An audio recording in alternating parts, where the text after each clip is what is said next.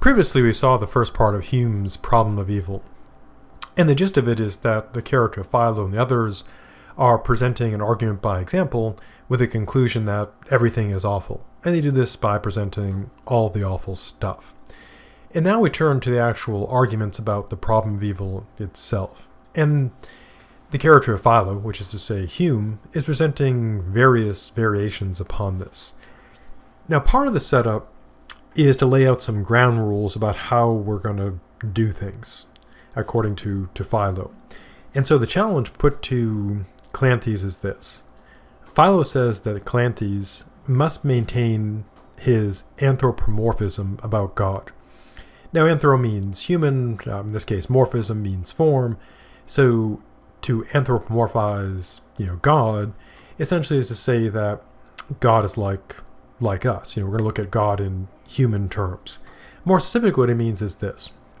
The challenge put forth by Philo is that when we assess God's moral attributes, justice, benevolence, mercy, honesty, we're using the same standards we would use when assessing a human being. So the ground rule essentially is this. If we were to take a human being, and if a human were to do what God was doing, would we assess that as being good or bad? And we're applying the same standards. Now, one reason why Philo is doing this is because there is a reply to the problem of evil that's not being considered here, which is to claim that although it seems like there's evil in the world, we can't apply human standards to God. So what would be human justice or human benevolence or human mercy don't apply to God. So what seems terrible and awful to us would actually be good for God to do.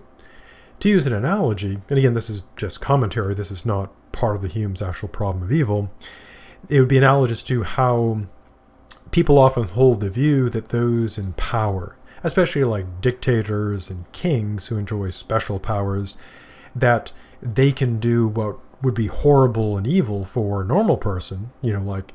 Think of like the distinction between, say, me murdering my neighbors and taking their stuff versus, a king or noble or dictator sending their troops to engage in war. That might be seen as okay because there are different rules for kings and rulers than apply to the common folk. And so one way to get God off the hook is to say that God gets a special status, and so what would be bad for me or you to do, it would be fine for God, because different standards apply. But the way Philo's setting up is we're applying human standards. So if it would be evil for a human to do, then it would be bad for God to do. And again, this can be totally challenged. You could argue that God, as people have, that God has special standards, the rules that apply to us don't apply to him. There's all kinds of ways to try to work around it. But Philo, Hume's writing the dialogue, so it's following Philo's rules. So given that assumption, we're assessing God as we'd assess a human being. So the first thing is the power argument. God's power is supposed to be infinite. He's supposed to be omnipotent.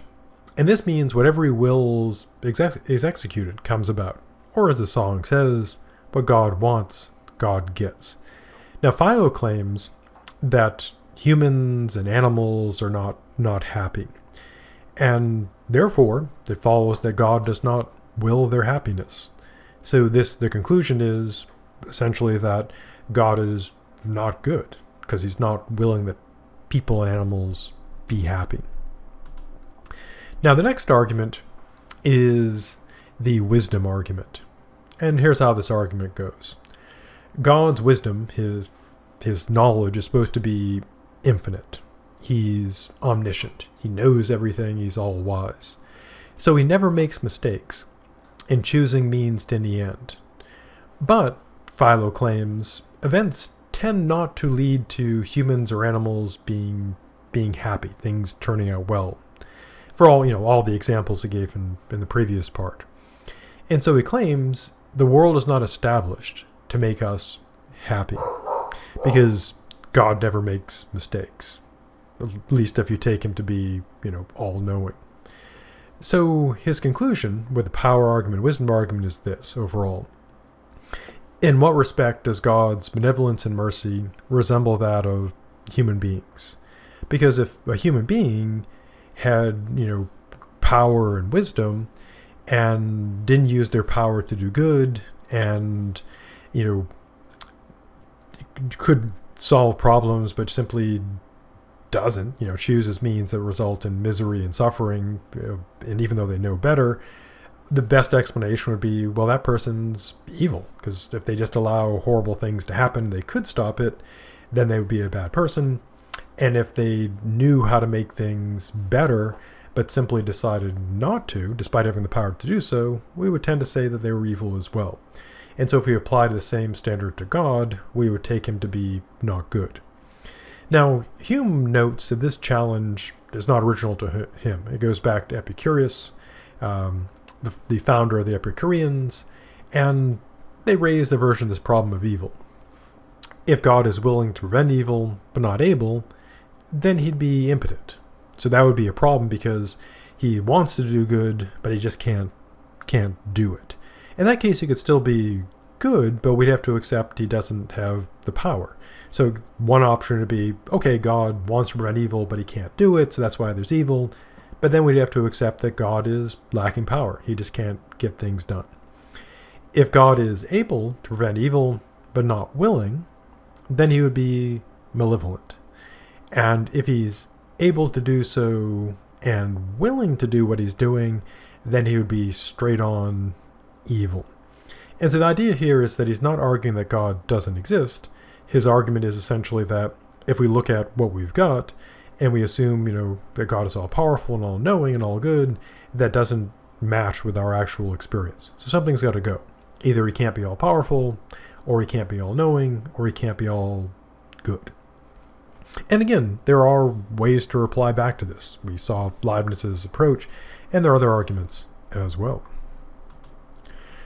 Now, Philo keeps on rolling along to make as solid a case as he thinks he can with the problem of evil.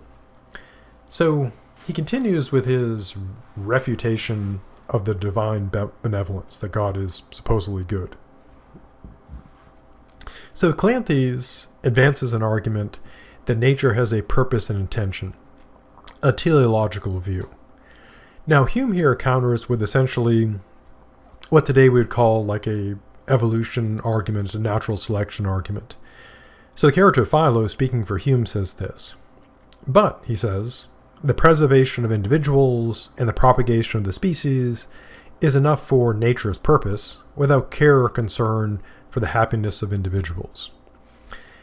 And he claims further, there are no resources for the happiness of individuals, no machinery to merely give pleasure or ease, no fund of pure joy and contentment, no indulgence without want or necessity accompanying it.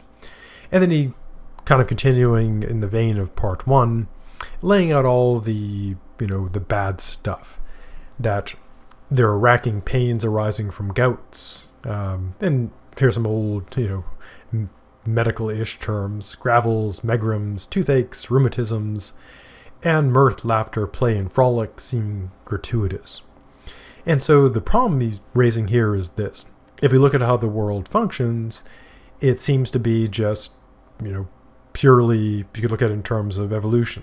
Species survive, things are not very happy, everything is, again, awful. And so his argument is, we can't square divine benevolence in, the terms of the anthropomorphites, those who regard, God in having moral qualities that would be comprehensible to humans, that we can't get those to work together. We can't say that God is all good, all knowing, and all powerful, and apply our moral concepts and square that with what we actually have, according to Philo.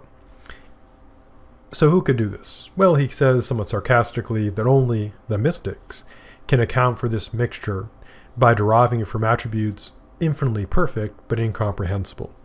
And again, as I noted before, one of the kind of replies back to this is to say that God's goodness is something we can't assess in human terms. We just have to say, okay, he's infinitely good. The world seems terrible to us, but we're just wrong. We have to use different terms. God is fine. He's all good, all powerful, and knowing. And we're just wrong for thinking that all this stuff we call evil is evil. So that is the laying out of the problem in terms of the power problem, wisdom problem, and Philo seeing as the refutation. And next we'll look at more evil, of course.